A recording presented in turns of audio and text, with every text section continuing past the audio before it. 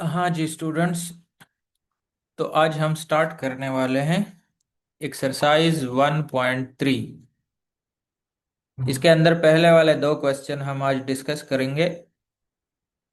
तो चलते हैं एक्सरसाइज की तरफ। एक्सरसाइज है 1.3 और मैट्रिसेस का हमारा चैप्टर चल रहा था। क्वेश्चन नंबर 1 में लिखा है कि let A and B be 2/3 matrices and let C and D be two square matrices. पहले सेंटेंस में वो बता रहा है कि हमारे पास ए और बी जो मैट्रिसेस है इसका ऑर्डर है 2/3, और जो सी और डी मैट्रिसेस है वो है स्क्वायर मैट्रिसेस। तो स्क्वायर मैट्रिसेस में हम इसको कंसिडर करते हैं 2/2। वैसे तो 3/3 भी स्क्वायर मैट्रिक्स है, लेकिन हम इसको 2/2 ही कंसिडर कर लेते हैं। उसके बाद वो बता रहा है कि which of the following matrix operations are defined. नीचे वाले जो ये ए प्लस बी दिया गया है, बी प्लस डी दिया गया है, 3a - 2c, 7c + 2d, वो ये पूछ रहा है कि इसमें से देखो कि कौन कौन से एडिशंस जो है वो डिफाइन हो सकते हैं। वो पॉसिबल है कि ए और बी को हम प्लस कर सकते हैं या नहीं कर सकते। बी प्लस डी की एडिशन पॉसिबल है या पॉसिबल नहीं है। 3a - 2c हो सकता है या नहीं हो सकता। वो क्यों नहीं हो सकता और क्यों हो सकता है वो मैं आप लोगों को अभी बताऊंगा। कि ऑर्डर सेम होगा तो ऐड होगा, ऑर्डर सेम नहीं होगा तो ऐड नहीं हो सकता। तो इसको 1/1 फिर हम देख लेते हैं। आगे बता रहा है कि for those which are defined give the dimension of the resulting matrix. वो ये कह रहा है कि इनमें से देखो अगर कोई डिफाइन हो सकता है।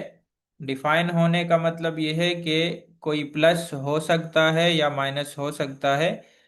तो फिर आखिर में जाके आप उसका डायमेंशन भी लिखो, आप उसका ऑर्डर भी लिखो कि रिजल्टिंग जो मैट्रिक्स आएगा उसका ऑर्डर क्या होगा। तो सिंपल सी बात यह है कि हमें चार मैट्रिसेस दिए गए हैं, ए बी सी और डी। ए बी का ऑर्डर है 2/3, यहाँ पे लिखा हुआ है मैंने।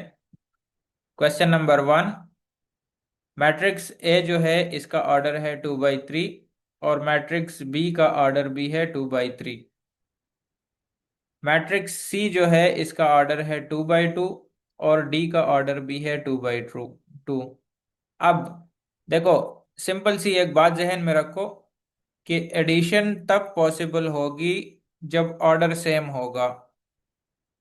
ठीक है, एडिशन पॉसिबल तब होगी जब ऑर्डर सेम होगा। ऑर्डर सेम होने का मतलब क्या है कि मैट्रिक्स ए जो है ये अगर 2/3 का है तो मैट्रिक्स बी भी 2/3 का होगा, तब जाके हम दोनों को ऐड कर सकते हैं या सब्ट्रैक्ट कर सकते हैं। अदरवाइज अगर ऑर्डर डिफरेंट हो तो फिर ऐड नहीं हो सकता। जैसे फॉर एग्जांपल अगर मैं कह दूं कि मैट्रिक्स ए जो है ये मैट्रिक्स सी के साथ प्लस कर दो, तो ये नहीं हो सकता। क्यों नहीं हो सकता? क्योंकि इसका ऑर्डर 2/3 है, इसका ऑर्डर 2/2 है।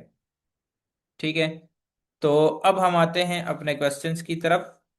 पहले नंबर पे जो फर्स्ट लिखा हुआ है a + b, तो हम देखते हैं कि a + b डिफाइन हो सकता है या नहीं हो सकता। तो हम इसका ऑर्डर देखेंगे, क्योंकि यहाँ पे तो उसने हमें मैट्रिसेस नहीं दिए, सिर्फ ऑर्डर दिया है। ठीक है, तो इसको चेक कर लेते हैं। देखो, ए का ऑर्डर जो है वो 2+2/3 है और बी का ऑर्डर भी 2/3 है। तो इसका मतलब ये होगा कि अगर हम फर्स्ट को लिखना चाहे तो ऐसे लिखेंगे कि इसको हम लिखेंगे a + b इज डिफाइंड क्यों डिफाइंड है? Because the order of both matrices are same. ठीक है, यहां देखो, ए प्लस बी डिफाइन हो सकता है। क्यों हो सकता है? क्योंकि ऑर्डर दोनों का सेम है। एक 2/3 का है, दूसरा भी 2/3 का है, तो हम इसको प्लस कर सकते हैं। और वो कह रहा है कि इसका रिजल्टिंग मैट्रिक्स क्या आएगा। तो रिजल्टिंग मैट्रिक्स भी सेम ऑर्डर का आएगा। तो आप लिखो, the resulting matrix will be of order 2/3। बस। ठीक है, कि जो मैट्रिक्स आएगा इन दोनों को प्लस करने के बाद उनका रिजल्ट, उनका ऑर्डर भी 2/3 ही होगा। ठीक है, वो चेंज नहीं होगा, बस ये ध्यान में रखो। ऑर्डर सेम होगा तो प्लस हो सकते हैं। अब देखते हैं दूसरे को। लिखा हुआ है बी प्लस डी। तो बी प्लस डी हम यहां से देख लेते हैं। आप देखो यहाँ पे, बी का ऑर्डर क्या है? 2/3 है। और डी का ऑर्डर क्या है? 2/2 है। तो दोनों मिस मैचिंग में है, तो ऐड नहीं हो सकते, क्योंकि ऑर्डर दोनों का डिफरेंट है।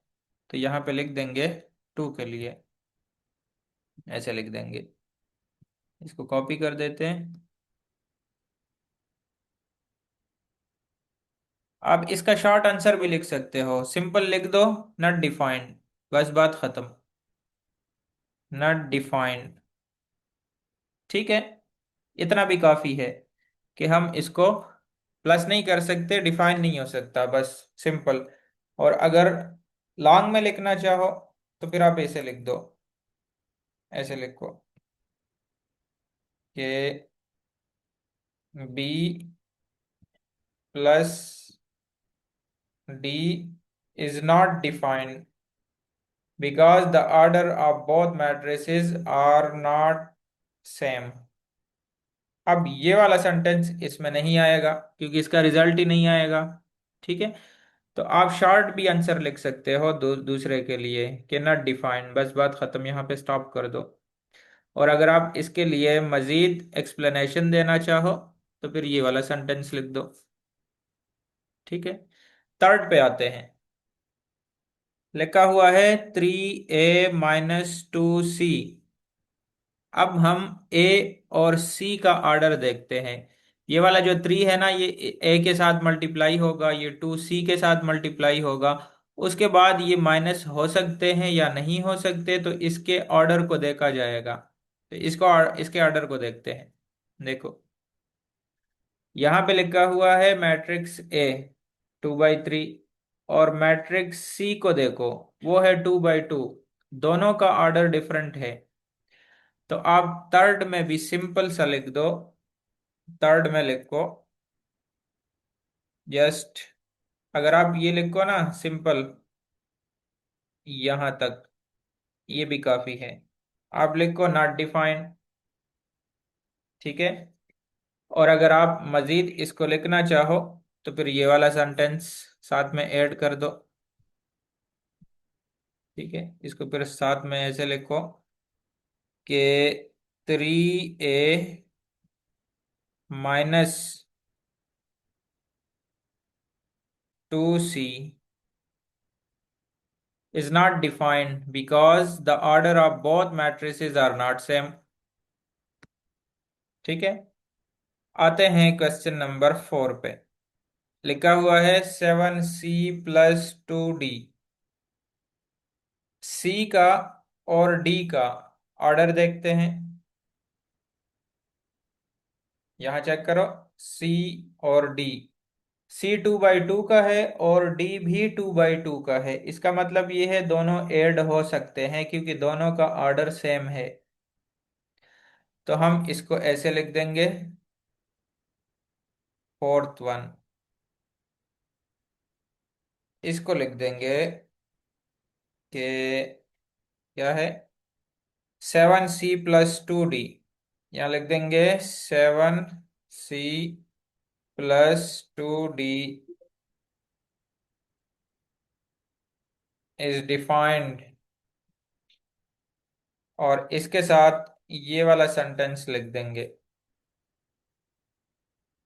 Because the order of both matrices are same, the resulting matrix will be of order 2 by 2। ठीक है।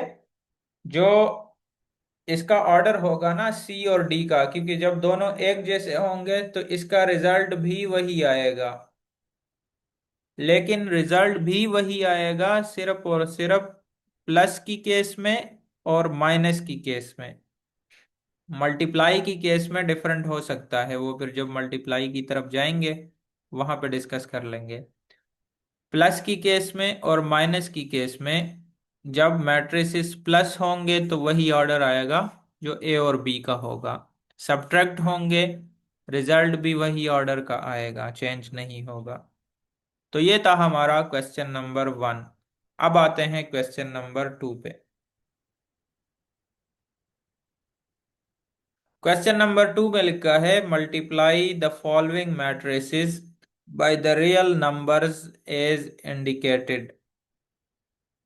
कि मैट्रिक्स आपको दिया गया है और साथ में एक रियल नंबर मेंशन है कि इसके साथ आप इसको मल्टीप्लाई कर दो। तो बिल्कुल सिंपल है कि मैट्रिक्स ए दिया गया है 1 2 और 3, और इसको मल्टीप्लाई करना है 2 के साथ। तो जब 2 मल्टीप्लाई होगा इस मैट्रिक्स के साथ, तो ये वाला जो 2 है ना, ये इन तीनों एलिमेंट्स के साथ मल्टीप्लाई होगा। तो जब इसके साथ मल्टीप्लाई होगा तो पहले वाले से 2 आ जाएगा, दूसरे वाले से 4 आ जाएगा, और तीसरे वाले से आ जाएगा 6। तो हम इसको ऐसे सॉल्व कर लेते हैं कि यहाँ पे आते हैं क्वेश्चन नंबर 2 की तरफ। क्वेश्चन 2, मैट्रिक्स हमें दिया गया है